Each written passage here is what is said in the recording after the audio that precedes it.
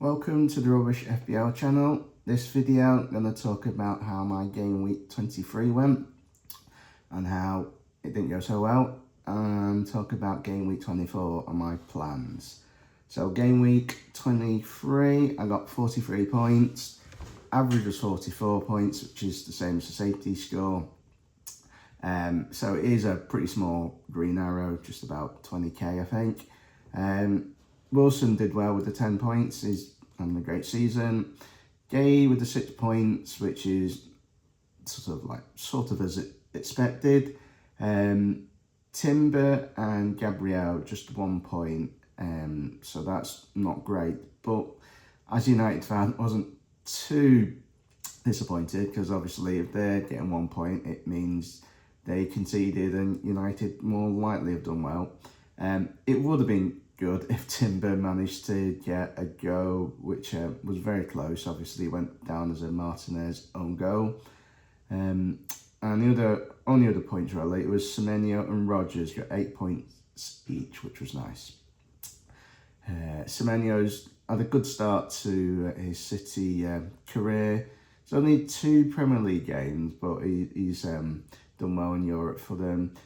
It's now the end of the next stage in the Champions League is the playoff stages, I think, and I'm not too sure actually, is he going to be registered for that? I think he is, so he'll be more of an option now in the Champions League matches, and I guess that more of a chance of Pep Roulette in the Premier League games. But anyway, it's a small red arrow, as I said. It's still in the 4 million rank, which I've basically been in the 4-point-something million rank the whole of this season. The captain was Thiago. There was a lot of rumours going around from good sources that Haaland wasn't going to start, which he didn't. But Thiago, unfortunately, he blanked too. Better than if I just left it on Haaland, who only got a 1 point cameo. Well, that meant that anyone who had him as captain didn't get any lucky vice captain points. But obviously, by getting that news, I'd hope that I'd be lucky and get some big points from Thiago. But there we go. On to next week, to game week 24. What my plans are is some consideration a little bit on some doubles and blank game weeks which are coming up, depending on the League Cup semi-final. That's Arsenal. That's going to be on the 3rd and the 4th of February, so midweek. So Arsenal against Chelsea, Arsenal 3-2 up at the moment, and City against Newcastle, City are 2-0 up. We won't know who exactly is blanking and doubling before game week 24 deadline, but we will know before the game week 25 deadline on who doubles and blanks.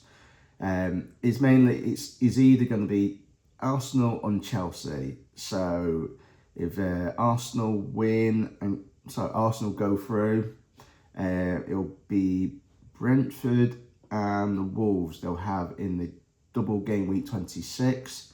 And then it'll be game week 31 will be a blank game week when they would have played Wolves, because obviously that's the same week as the final. Wolves will obviously then double in game week 26. They will play Forest away and Arsenal at home. It's up to you if you have some Wolves players.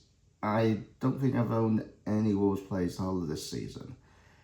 If Chelsea go through though, they'll double, and they'll play Everton. No, Chelsea will play Leeds at home and Everton away. So a couple good fixtures actually. I think obviously the Arsenal will be our favourites since they're 3-2 ahead, and people will already have at least one Arsenal player in.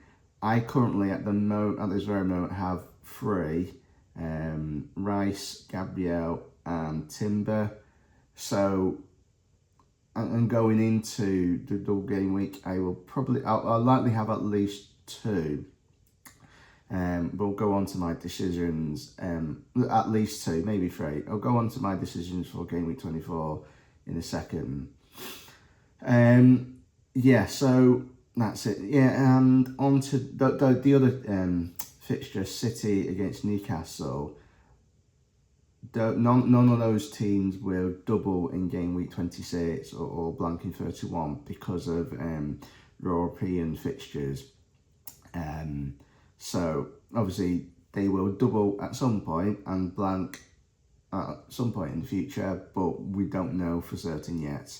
And one other thing I had to consider that I saw on Instagram is that Newcastle are going to have a 5,000-mile round trip when they play Qarabag in the Champions League knockout playoffs, which is, I think that's scheduled for something like the 17th of February.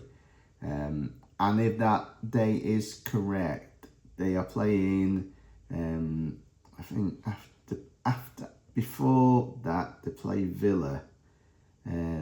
So yeah, it can be a busy time for them potentially, and not easy fixtures. Having a quick look at the injury news from press conferences that might affect my team and sort of others that are popular players. Timber and Saliba, apparently they're okay. Palmer is available to start, but it seems like he's been injured all season. He's not starting games you might expect. He's not playing the whole 90 minutes. Van der Ven is a touch and go, so I don't think you want to risk him. Watkins apparently we will see tomorrow. I don't personally have him. I think a decent number of people have him, but apparently he had a scan and it was some positive news, so nothing too serious. So whether he'll start, who knows? I think if you want a Villa player, I think the best player is Rodgers. Haaland, whether he'll start again, he might be rested again. Keep an eye out for leaks, but he did play the full 90 minutes, I think, midweek. Mamouche played as well, or started anyway. And in the press conference, Pep didn't actually take the press conference because he had, for personal reasons, he didn't take the press conference. So one of the City coaches, Pep Linders, I think it was, took it and said about Haaland, it's you need him in good spirits. Only when you laugh you can score. So I don't know what does that mean. Does that mean Haaland's a little bit unhappy at the moment?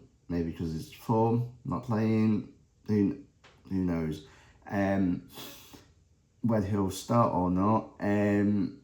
Yeah, who knows? Because obviously City have got the midweek game, the League Cup game. So even though City are 2-0 up, Haaland, I'm sure they want Haaland to play. So we will see. Manchester City are playing. Completely forgot who they're playing now. This weekend they'll be playing. Spurs, of course. So at Spurs. So yeah, obviously Spurs aren't having the greater season, so but no, it's a reasonable match, so we'll see how that goes. As for my team, I'm still not decided. I think Bruno is coming in 100%. Unfortunately, the decision, I think the easiest sort of swap or transfer out would be Wirtz. And that was the plan originally. 2 games for Wirtz, Burnley and Bournemouth, and then transfer him out when the fixtures get a bit tougher for Liverpool and the fixtures are better for United. And didn't get Bruno in or any United player in earlier because obviously it was against Arsenal and the City games. But Wirtz has been, he's been better, he's getting better. So, but I think I probably will still do Wirtz out for Bruno in. I can't do that without doing another transfer. I'm just 0.1 million short, so I'm not sure what to do with that. I could get a Chelsea player in, like Enzo, because of the good Chelsea fixtures, but I don't really fancy getting rid of any other, like Rodgers out of the team, and Harry Wilson's good value.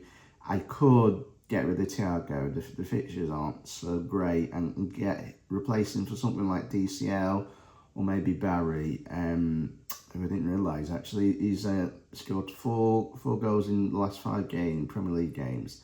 So I've got to think about that. And on the other decisions, if I did talk about Arsenal players and the double and having 3 of those players. I'm not so keen as much recently now on the double Arsenal defence, but they're playing Leeds next, so I'm likely to keep Gabriel for as long as he's fit, but Timber might be one to go. I was, like probably many, hoping to bring in Dorgu, but that's not going to happen now, unfortunately. So he'll stay in for another week at least, and then obviously the double. Then I've got something to think about. And Bumo, obviously, as a United fan, that's tempting to get him in somehow. I don't think without taking even sort of hits and mess up the team, that may not happen. May have to wait at least another week.